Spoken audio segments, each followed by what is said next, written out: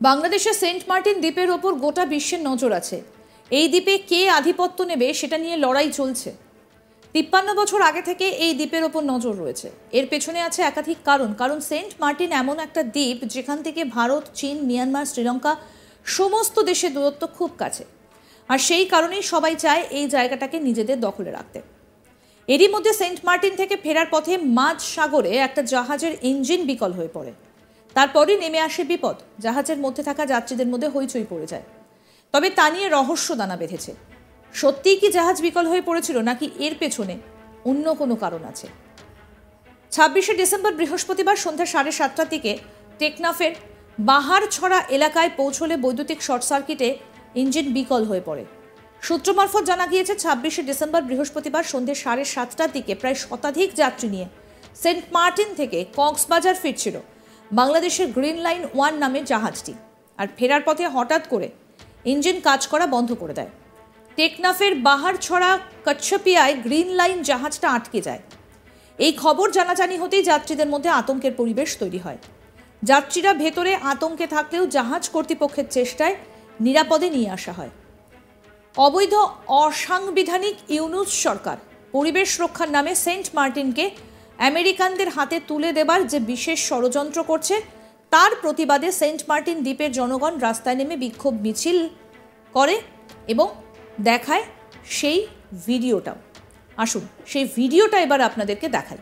ইউনুসের বিরুদ্ধে সেন্ট মার্টিনে বিক্ষোভ দেখাচ্ছেন বাংলাদেশে।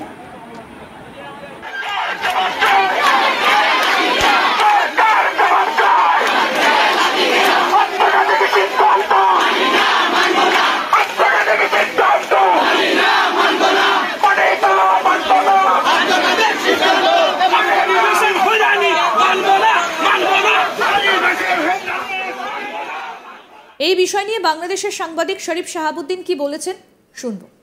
মার্টিন দ্বীপে কার নিউক্লিয়ার ঘাঁটি? এই যে সেন্ট মার্টিন দ্বীপ বাংলাদেশের, এখানে কারা আধিপত্য বজায় রাখলে বা কারা ঘাঁটি বানালে গোটা বিশ্ব শাসন করতে পারবে? আমরা দেখতে পেয়েছি যে শেখ হাসিনা তিনি দেশ ছেড়েছেন, তার বিরুদ্ধে ষড়যন্ত্র হয়েছে। সেই সব কিছু কি সেকেন্ডারি? তাহলে কি আসল মিলিটারি শাসন বা গোটা বিশ্বের নজর যে এই সেন্ট মার্টিন দ্বীপের ওপর, সেটা কি কোথাও দৃষ্টি এড়িয়ে গিয়েছে? বাংলাদেশের উপকূলে অবস্থিত এই ছোট্ট একটা দ্বীপ, এই ছোট্ট একটা দ্বীপকে কেন্দ্র করে গোটা বিশ্ব এই মুহূর্তে আবর্তিত হচ্ছে। দেখুন, এই হচ্ছে সেন্ট মার্টিন দ্বীপ, যেটা বাংলাদেশের একেবারে উপকূল ঘেঁষে অবস্থান করছে। ভারত থেকেও এর দূরত্ব খুব একটা বেশি নয়। কিন্তু এই সেন্ট মার্টিন দ্বীপে কে আধিপত্য বজায় রাখবে, সেটা নিয়ে কিন্তু গোটা বিশ্বের কাছে এই মুহূর্তে একটা বড় চ্যালেঞ্জ হয়ে দেখা দিয়েছে। এবং সেই নিয়ে অনেক গোপন তথ্য রয়েছে, যেগুলো আমরা জানার চেষ্টা করব।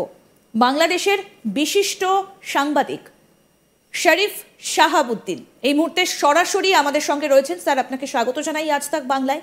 এই যে সেন্ট মার্টিন দ্বীপ, গোটা বিশ্বের একটা নজর কি তাহলে এই সেন্ট মার্টিন দ্বীপে, বাংলাদেশের উপকূল ঘেঁষে অবস্থিত এই ভূখণ্ড, কি কি তথ্য, কি কি সত্য লুকিয়ে রয়েছে এখানে?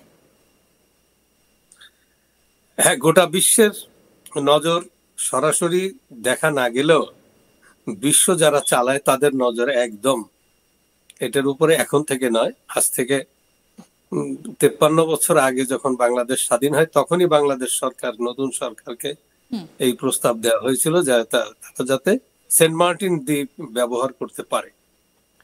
কিন্তু ধরুন এরকমই ওই স্বাধীনতার কি আগে অথবা ৭১-এর আগে অথবা পরে, এই খুব কাছাকাছি সময়ে আমি নিউজ উইকের একটা আর্টিকেল পড়ছিলাম যে বার্মাকে ইনফ্রাস্ট্রাকচার তৈরি করে দেওয়ার বিনিময়ে বঙ্গোপসাগরে বার্মার পাশে ওখানে চায়না একটা নেভাল বেস তৈরি করছে, ছোট একটা নেভাল। তো সব দিক দিয়ে আপনার চায়নার যেমন দৃষ্টি আছে যে এর বাইরে সে আর কাউকে ঢুকতে দিবে না, এখানে একটা পটেনশিয়াল থ্রেট হয়ে আছে চায়না বিশ্ব মডলদের সামনে। তো যারা সারা পৃথিবীতে ছড়িয়ে ছিটিয়ে আছে তাদের শক্তি, মিলিটারি মাইট, তারা তো সবসময় চেষ্টায় আছে এটাকে কবজা করবে। তো সংগ্রাম চলছে, বঙ্গবন্ধু শেখ মুজিবও দেননি, তার মেয়েও এটা দিতে রাজি হয়নি। এটা রিসেন্টলি ঘটনা। তো এটার স্ট্র্যাটেজিক গুরুত্ব এটা আমরা যতটা না বুঝি ওরা তার চাইতে অনেক অনেক বেশি বুঝে। এখানে কি সম্পদ আছে সেটার কথা নাই বললাম, কিন্তু বাংলাদেশের পাশে একেবারে বার্মারও একেবারে নিকটে, এবং বাংলাদেশের সমুদ্র সীমার ভিতরেই এটা। তো এখানে দীর্ঘদিন টুরিস্ট একটা অ্যাক্টিভিটি ছিল, কিন্তু যেহেতু একটা বড় ধরনের উন্নতি টুরিস্ট স্পট হিসেবে এটা বাংলাদেশ সরকার গড়ে তুলতে পারেনি, তো সেখানে ওই সম্ভাবনা আছে, সম্ভাবনা থাকা সত্ত্বেও কেন, কি কারণে স্যার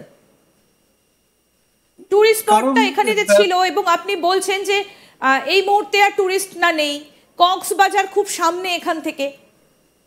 হ্যাঁ, টুরিস্ট নেই, অনেকগুলো কারণ আছে। কারণ এখানে যারা নিজেরা স্বেচ্ছায় এসে নিজেরাই বসত বাড়ি গড়ে তুলেছিল, তারা কিন্তু ওই মাছ ধরে খেয়ে জীবনযাপন করতো। তো তাদের জীবনযাত্রার সাথে কিন্তু ওই ট্যুরিজম ডেভেলপমেন্টটা খানিকটা কলাইড করতো। তো বাংলাদেশ সরকারও তেমন বড় ধরনের, সেটা তো কক্সবাজারের দিকেও ছিল, কিন্তু সেন্ট মার্টিন দ্বীপে আপনি বলছেন যে ছিল, তারা এসে এখানে বসতি গড়ে তুলেছিল। তার মানে কি এখন আর কেউ থাকছেন না, কেউ নেই?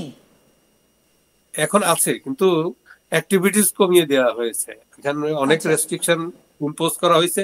তারপরে বর্তমান সরকার এসেও, ইউনুসের এই সরকার এসেও তারা তো একেবারে ওখানে যাওয়া নিষেধ করে দিয়েছে। তো ধারণা করা হয় যে এটা সেন্ট মার্টিন, সে ইউনুসকে যারা এখানে বসিয়েছে তাদের কাছে আগেই অঙ্গীকারবদ্ধ, অথবা লিখে দিয়ে আসছে, অথবা একটা কিছু এ ধরনের ধারণা বিজ্ঞজনরা বলে, যদিও এর কোনো সত্যতা বা এর কোনো কিছু এখন। আমি দুটো জিনিস আপনার কাছ থেকে জানতে চাইবো একই সঙ্গে। প্রথমে জানতে চাইবো এই সেন্ট মার্টিন দ্বীপের ভৌগোলিক অবস্থানটা, এবং একই সঙ্গে জানতে চাইবো যে এর ভৌগোলিক অবস্থানটা এতটা গুরুত্বপূর্ণ কেন? এটা একেবারে ভিতরে, বাংলাদেশের সীমানার ভিতরে, প্লাস বার্মার পাশে। এটা আপনার আর বাংলাদেশটাই সেন্ট মার্টিনের চাইতে কিন্তু বাংলাদেশটাই বেশি গুরুত্বপূর্ণ স্ট্র্যাটেজিক্যালি। তো বাংলাদেশটাকেও তারা দখল করার জন্য, বা বাংলাদেশটাকে তাদের মনের মতো করে ব্যবহার করার যে চেষ্টা, সে তো সব সময়ের চেষ্টা আছে, এবং তারা এবার খানিকটা সফল হয়েছে। এবং আসলে কতক্ষণ সফলতা ধরে রাখতে পারবে তা নিয়ে প্রশ্ন আছে। তো যেহেতু বাংলাদেশটা তাদের কাছে অনেক গুরুত্বপূর্ণ, সেহেতু অটোমেটিক্যালি সেন্ট মার্টিনের গুরুত্ব, যেহেতু বে অফ বেঙ্গলের এটা, এখানে এসে বাংলাদেশ থেকে একটু দূরে থেকে যদি এখানে একটা ঘাঁটি গাড়া যায়, বা এখানে যদি একটা মিলিটারি বেস করা যায়। আরো আপডেট পেতে দেখতে থাকুন আজ তাক বাংলা। সাবস্ক্রাইব করুন, নোটিফিকেশন পেতে বেল বাটন অপশন প্রেস করুন, হোয়াটসঅ্যাপে ফলো করুন আজ তাক বাংলা।